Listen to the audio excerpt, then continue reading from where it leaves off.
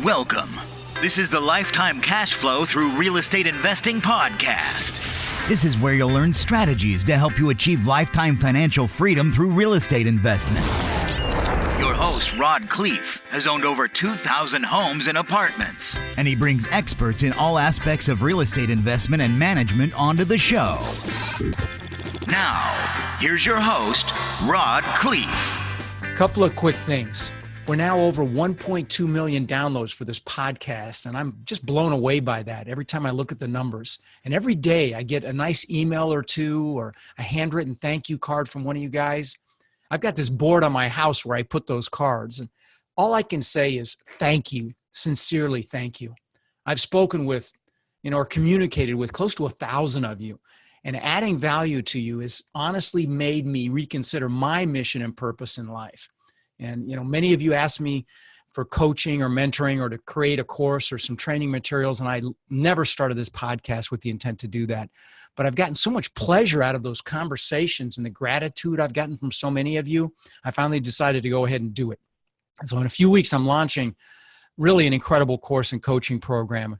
I want to help you guys crush it in your lives, in your personal lives, and in your business, and help you build, your own lifetime cash flow as fast as possible. So if you want to get some more information on that course and the coaching when it comes available, just text the word CRUSH to 41411.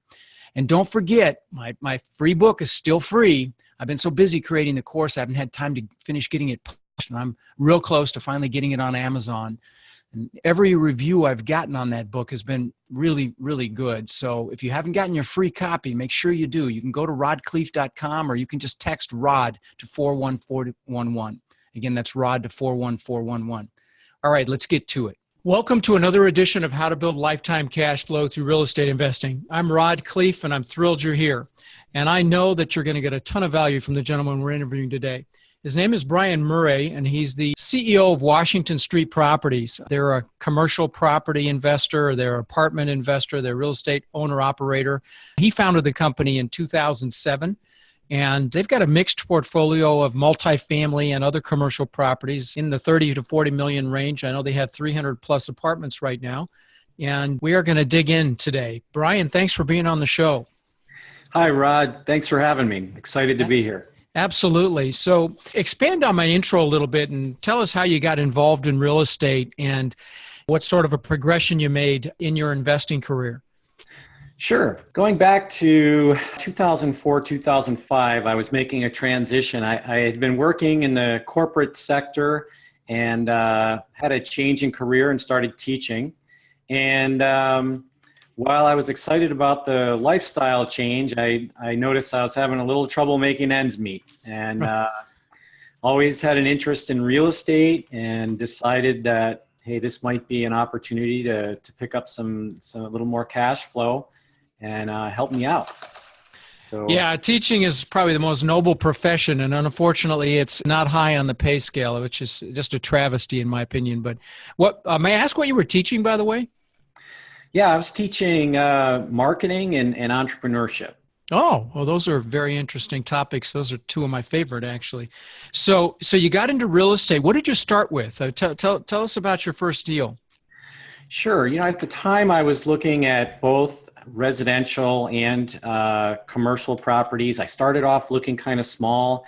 I hadn't owned a rental before. One time I had moved and temporarily rented my house out, but I really hadn't looked at it as an investment up until that point. And while I was initially looking at the smaller properties, I wasn't really happy with the kind of returns I was finding. And I gradually expanded the types of properties I was looking at. And eventually the one I settled on was a 50,000 square foot office building. Certainly not what I would have ever dreamed. And wow. Frankly, I really to this day will fully admit that I didn't know what I was doing, but I got excited about it. And, that ended up being my first one. Do you mind if we dissect that deal? Because you told me a little of your story, and I know that it's got some interesting parallels that'll add value to my listeners. So if you don't mind, let's dissect it. Yeah. Absolutely. So how'd you find it to start with? And then just walk your way through the transaction. I'll interrupt and interject questions as you go. Yeah, a broker brought it to me. Like I said, I was looking at larger and larger properties. I was also learning about different ways to be creative in how I might be able to finance a larger property. And I started to realize that even though I had a limited amount of money to invest at the time, that there were some sellers in the commercial space who would be creative and work with me. And this particular property, I ended up working out a deal where the seller helped me to assume their mortgage.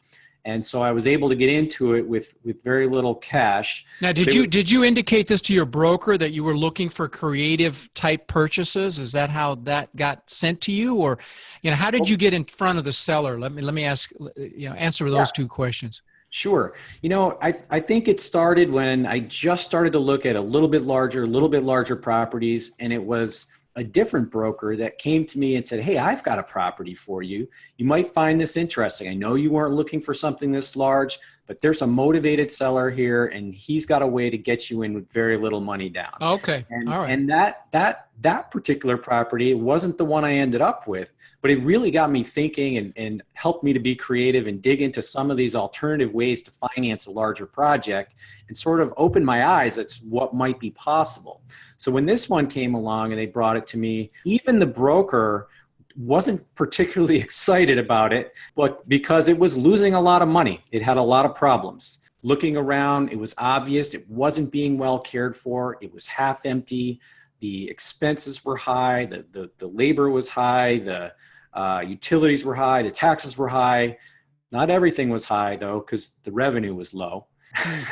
So were you able to speak directly to the seller as you got involved in the transaction? Is that how you were able to, the broker was okay with that? Sometimes the brokers will try to avoid having you speak directly to a seller, but you were able to communicate directly? Everything went through the broker. It did, okay. All the way up until the point where the rubber hit the road with the bank and the mortgage assumption. And that's where dealing with this larger seller who really just wanted to get rid of this property. It was the last property they had in the region. They wanted out. It had been for sale for a long time. I was a small buyer. The bank was reluctant for me to refinance.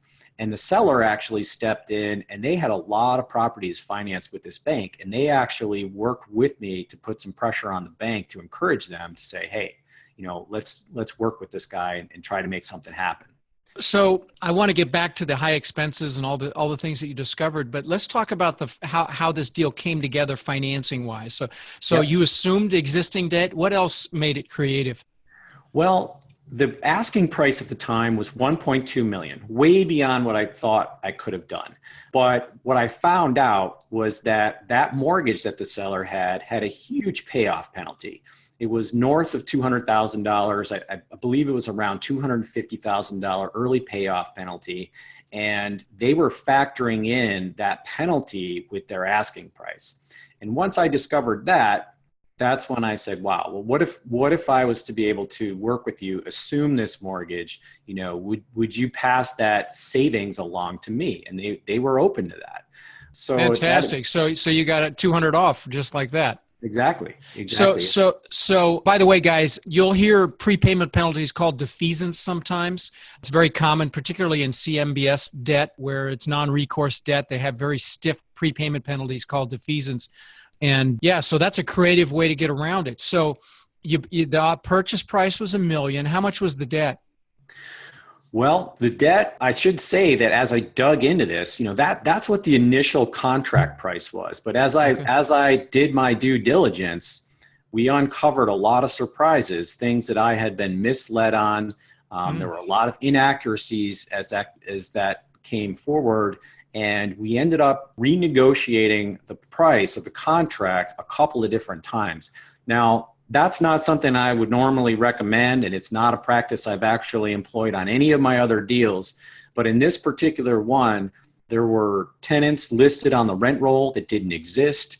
There were expenses that I uncovered that weren't prior disclosed. There were some major problems, and my own broker counseled me. He said, "Hey, normally we wouldn't recommend this, but in this situation, you have every right to go in there. Your valuation was based on the due diligence materials provided, and ended up, the final contract price was $834,000. Wow, that's fantastic. So just to hammer home what Brian just said, you don't want to be known as the guy that retrades every deal. Retrade is renegotiate. You don't want to be that guy unless you've been misled. Like in your situation there, Brian, you left out expenses. That's if they're significant, that's a big deal. I mean, certainly you'll find expenses, sometimes small ones and things of that nature, but and tenants that were on the rent roll that didn't exist, that's a big one. Now, we'll add a caveat here. When you guys are dealing in multifamily, you will get rent rolls, and it's very common that tenants aren't paying, and so you have to check for economic occupancy, economic vacancy. So that's a little different conversation. But if you're totally misled like that, you absolutely have a right to go in there and retrade, and your broker was dead on. And you said this is the only one you've ever done that on, so that speaks to that mindset. I go into every deal expecting to find things that are a little bit of a surprise, and I don't retrade. Right. But there is a limit to that, right? Where you got to step back and say, hey, this is substantial. Right. And that was the case here. And I also negotiated a couple credits in there. The mortgage I assumed covered over 90% of the purchase price. Wow. I ended up having to come up with less than $50,000 to make this acquisition. And I took all my savings at the time, actually ended up draining my retirement account. Not necessarily something I would recommend to everybody, but I went all in. This was a big move for me. That sounds like a sweet deal regardless. No issue there. So you were analyzing this deal and you saw really high expenses. Can we drill in on that a little bit? Some of the things that you identified, so my listeners can get an idea of things they should be looking for as potential opportunities. Because, guys, I will tell you, everybody says LoopNet is the place deals go to die. But if you drill in, sometimes you can find fantastic deals that other people have overlooked because they haven't dug into the expenses. So, Brian, take it away. Yeah, and I think what really helped is that this was a local property. I was familiar with the community, and I had feet on the ground and was able to spend a lot of time digging into this and talking to people. But frankly, as soon as you walked up to the property was very well located. Architecturally, it was beautiful, but it clearly had not been taken care of. And what I mean by that is you can look around and see, hey, the landscaping hadn't been touched in years. Let me interject one thing. Guys, I hope you realize that I'm going down this path, even though it's an office property, because almost everything parallels to what you could experience on a multifamily. That's why I'm going down this off the highway here a little bit. So please stick with me, because there are lots of parallels and things that would really, you can encounter in any sector of real estate, including multifamily. So I just want to throw that in, Brian. Thanks. Yeah, and absolutely. And just to reinforce that, it's the lessons I learned on this deal that set the stage for my move into multifamily. Yeah. And by the way, guys, let me interject something. Brian just wrote a book, which I have not had the pleasure of reading yet, but I'm really looking forward to it. It's called Crushing It in Apartments and Commercial Real Estate, How a Small Investor Can Make It Big. It's on Amazon.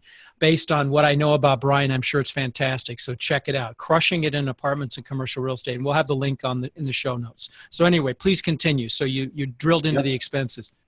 Yeah. So, some of the things were very obvious. I made a lot of trips to the property, observed a lot of things. Because it was a mortgage assumption, it was under contract for a very long period of time while we worked that out. Couple of things beyond the neglect that I saw. On the warmest day, the windows would be wide open and the air conditioner would be cranking. The superintendent would turn it on high and it would be too cold, even though it was brutally hot outside, and the tenants would control the temperature by opening their windows. Wow. And I noticed that in the fall, the air conditioner got turned off and the boiler immediately got turned on high, and it was too hot even on the coldest days. And what happened? The windows all got opened. Sure. You're heating the entire city. Exactly. And, again, I didn't know a lot at the time. I didn't have a lot of experience with real estate. I had no practical experience, but I knew that was something that shouldn't be happening and could be addressed. and I was confident that I could address it. So before we move on, how did you address that issue with tenants opening windows and the costs? Well, it came kind of came hand in hand with a third issue, which was the superintendent. One of the largest expenses was labor. And I still remember the day I closed on the property. I walked from where the closing was over to this property, and I met with the superintendent. And I said, first thing I want to see is show me where the thermostat is. How are you controlling the temperature here? Right. He walked me to the location, showed me the thermostat, and it was locked. And I asked him how to unlock it, and he told me he had no idea. And so I asked how he was controlling the temperature in the building, and he said he's not. So I ended up firing him. Yeah, duh. Yeah. And frankly, he wasn't doing much. It was another side story, but I found a wood shop on the site that he was refinishing furniture, and that's how he spent his days as opposed to tending to the property. Yeah. But the way I solved it was that I got online. I looked up the 1-800 customer service number from the thermostat manufacturer. I called them. They walked me through how to unlock it, and I got a manual on how to program it. I made sure that it was adjusting according to the temperature the way it should have been. And I set it to turn down nights, weekends, when there wasn't anybody there. And that simple step cut the utility bills in half in the first year. Wow. Now, as it relates to multifamily, guys, you're going to find properties sometimes that have very high utility expenses, and there are options there. And one of the common ones is instituting what's called R.U.B.S, ratio utility billing systems. And there are companies that'll do that for you where they'll bill back the utilities. The only caveat with that is you need to make sure that you're not pricing yourself out of the market with competition if the competition's not doing that. But if you've got a real utility issue, that is an option. Even if you're not sub-metered for utilities, they ratio the bill back. If you're sub-metered, then you can do it a little differently. But anyway, and that's why when you're looking at a property is financials, you really want to drill into the expenses. So this property had a superintendent. Was this guy full-time? He was. Oh, see, and that's frankly unnecessary in my opinion, unless you have, you can have a leasing person on site, but to have a full-time superintendent doesn't even make sense. So it's very common that you'll find a property where the owner has allowed somebody that's been with them for a long time to manage the property, is grossly overpaying them. And regularly, they're not doing a great job. So there are opportunities when you're drilling into the expenses, to find ways to immediately improve your NOI. So, and as you guys know, the NOI directly correlates to the value. So anything you can do to increase the rent or decrease the expenses improves the net operating income. And then depending on what the cap rate is, immediately impacts the value. So you want to be looking for those anomalies when you're going through the expenses. What was it? You said high labor and high utility expenses. Anything else substantial? Yeah, the taxes were high. The assessment when I put it under contract was 3 times my purchase price. So wow. I went and I met with the assessor and talked about it. Provided him with copies of the financials, and he told me that the assessment had already been challenged and he planned to reduce it. And so that cut the taxes substantially as well. Yeah, see, that's another big one that you'll find that sometimes, guys, where you'll find a property that has been overassessed, especially after depending on when you buy. Now, sometimes a lot of them have come back down after the crash here. But when did you buy that property?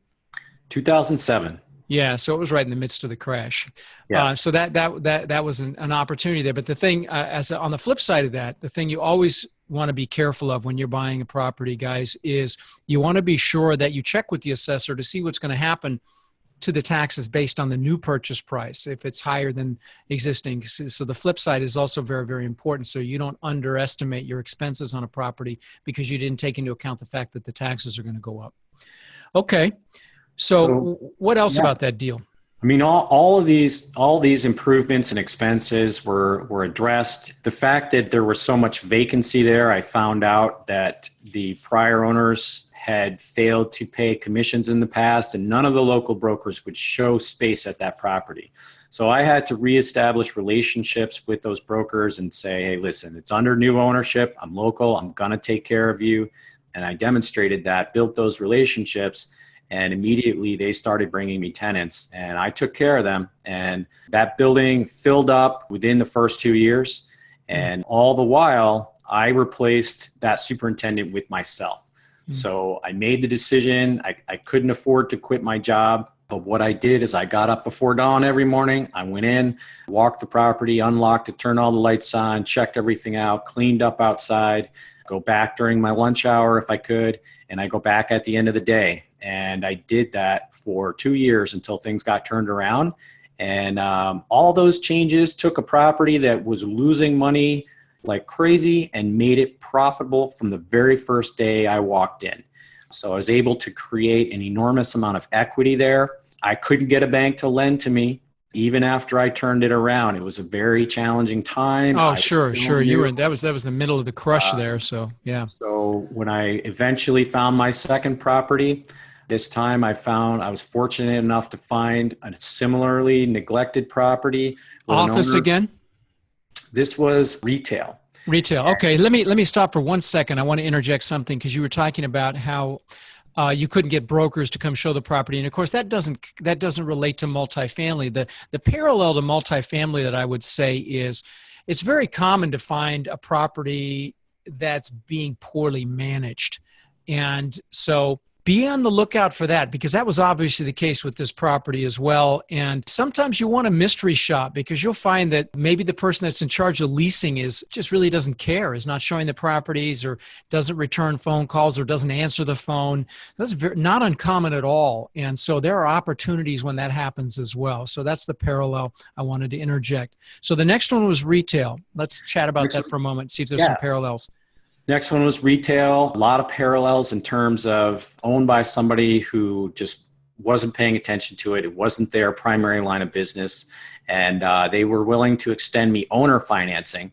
So I was able to get my second property, still hadn't used a bank, applied the same type of turnaround, took really good care of it, built relationships, leased it up. And when I had both of those two properties turned around, I finally got a bank to say yes, and I refinanced them, pulled the equity out. I bought 3 more properties, including my first multifamily. And from that point forward, it was off to the races. Smooth sailing. Yeah. See, you had I'm going to call it the gift of working in a tough market, because I will tell you that most people or companies that start in a depression like you started in are usually very successful, because if they can make it in those tough times trying to, like you couldn't get financing. I mean, I know I went through it. It was hell. And that you were able to actually acquire properties during that time without bank financing, without being able to refinance and utilize equity that you'd created to buy more properties, speaks to how hard you went after it. And so my hat's off to you on that. That's awesome. And you brought something up on that retail property where you found a seller. This property become a stepchild.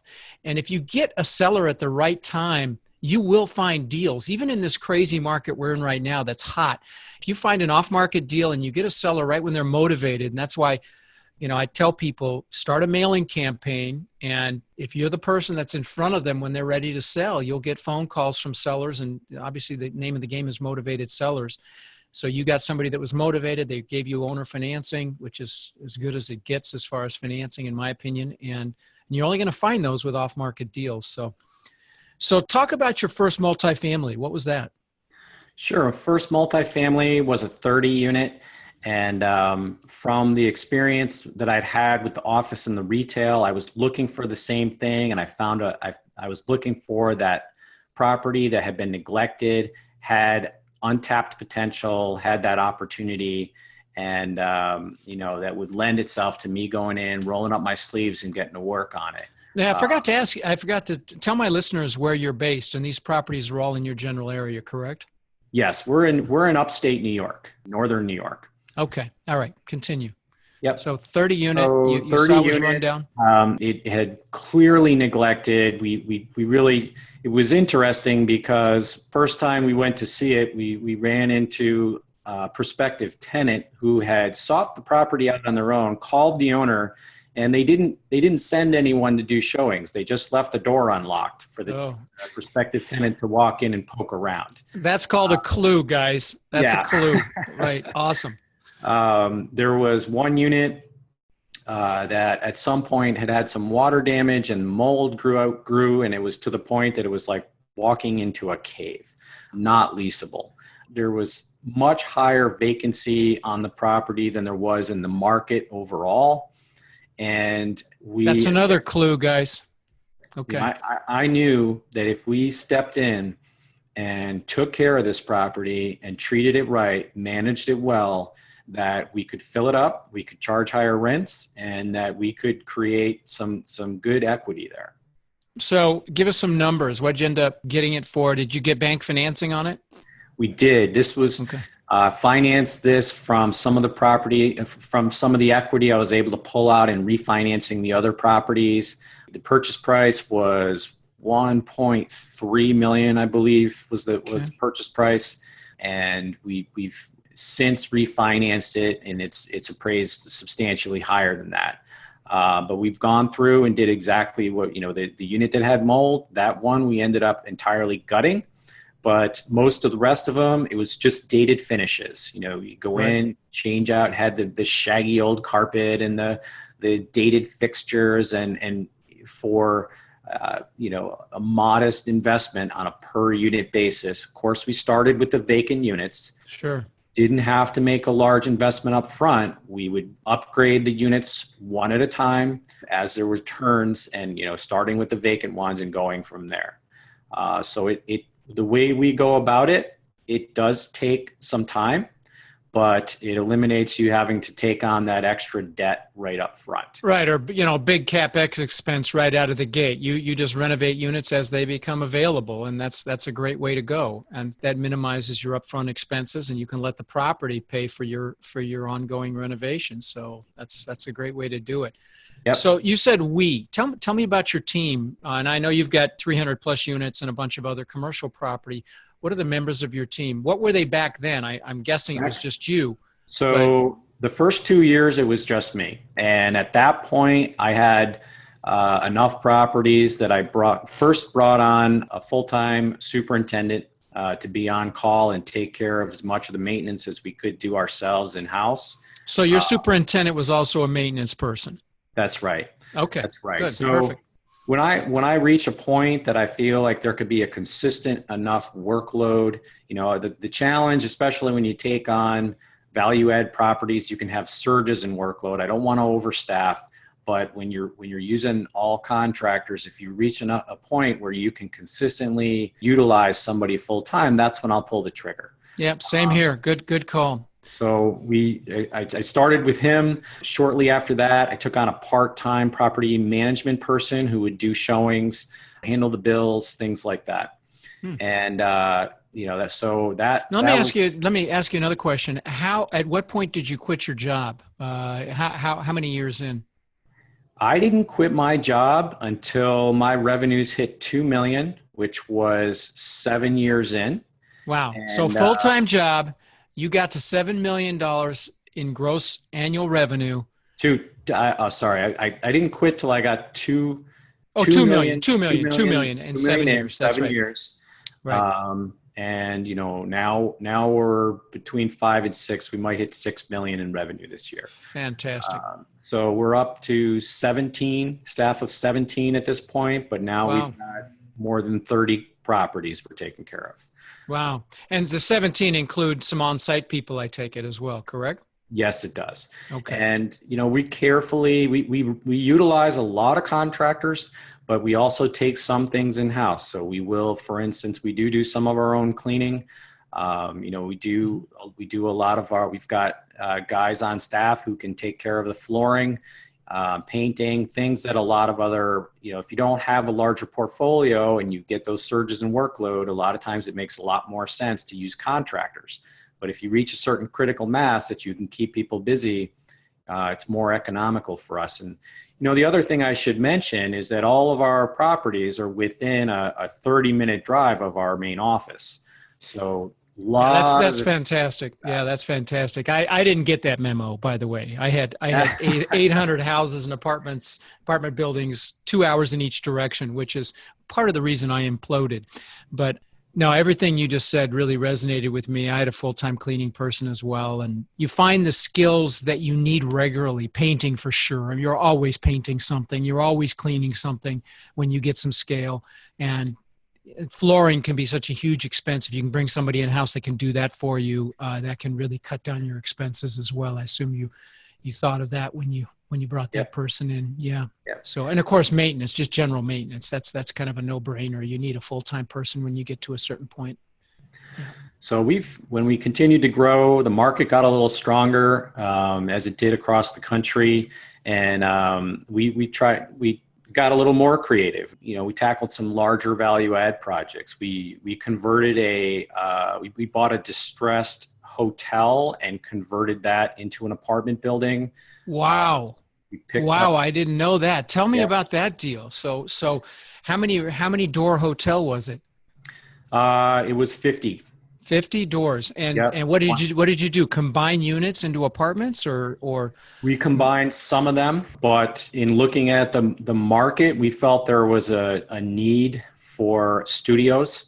And there had been a lot of 1-bedroom, 2-bedroom, 3-bedrooms built over the years, but there weren't a lot of studio options. And we felt like we could maximize the rent per square foot by keeping as many of them studios as possible. So we ended up with 48 units, and but we also turned an office. We turned some other open space into units, living space. Into units or yes. Into common area. Okay. Yep. Into units. Wow. So there was a lot of common area, a little bit excess common area. Was this hotel all exterior doors or was it interior doors? Interior doors. Interior doors. No kidding. Wow. Yeah. Yep. So we combined some, but most of them remained studios. We have kind of micro studios and then larger studios. So the vast majority, probably 75% of the units in that property are studios. So guys, those of you listening, that's an opportunity. And I know there's a local guy here in Sarasota that's doing it and very, very successfully converting hotels to apartments. And, you see these rundown hotels on the side, it's even motels on the side of the road sometimes. And, there can be opportunity there.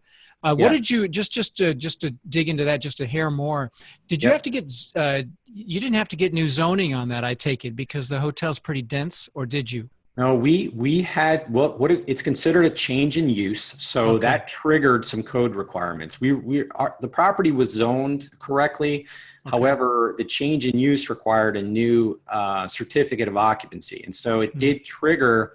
Basically, we had to meet the same standards as if you were building new. Oh wow, that's a big deal. Yeah, it was. So and that's something that. Any of your listeners who want to approach something like that, they're fantastic opportunities. But for example, about 50% of the property was sprinklered when I bought it. We had to sprinkler the rest. Oh, you did? Okay. So, wow. Did you have to add a lot of electrical? I mean, did have a lot of hotels don't have the typical electrical outlets that you'd need in a residential solution. Did you have to do a lot of Well, we had to have, nature? We put in kitchenettes. So we had to have like GFI, for that, put in kitchenettes. I think the other issue that came up is we had to convert a number of the units to be handicap accessible or handicap, what they call handicap adaptable, which frankly was somewhat frustrating. We had to tear out some perfectly good bathrooms and put it back together, and in some cases just to install blocking inside the walls and have the requirements just in case at some future point they needed to be converted to handicap accessible. So, but that's what we needed. What was your Capex expense on that deal? We put about $300,000 into that. Oh, that's not bad. That's not bad. Wow. Yeah. Okay. So fantastic. We purchased it at $1.2 million. We negotiated a $100,000 credit with the seller that would go toward the renovation. And then we took out a construction loan to get through the conversion. And so all in, we were about between 1.4 and 1.5. And then it appraised at 2 when we were done. Fantastic. Fantastic. And that's the kind of thing. Well, that's a creative deal again, guys. Yeah. You see that's another creative deal. Get the seller to participate. And if they're motivated and they've got a property that's not moving, you'd be shocked. If you don't ask, you're never going to get. And this is a great example of using creativity. Yeah. So let's back off now. A lot of my listeners have not pulled the trigger yet. And they listen to the podcast. They maybe have read my book. I encourage them to go out and read your book. And but they haven't taken action yet. What would you tell them and how to get started and what to do? Well, I think the biggest thing is the having the proper mindset. I could talk all day about all the little things you need to do to get ready. But, I do encourage them to read your book, to read my book, read other people's books and get that knowledge. But you know what? Think big. I would have never thought I could go out and buy a 50,000 square foot office building, not in my wildest dreams.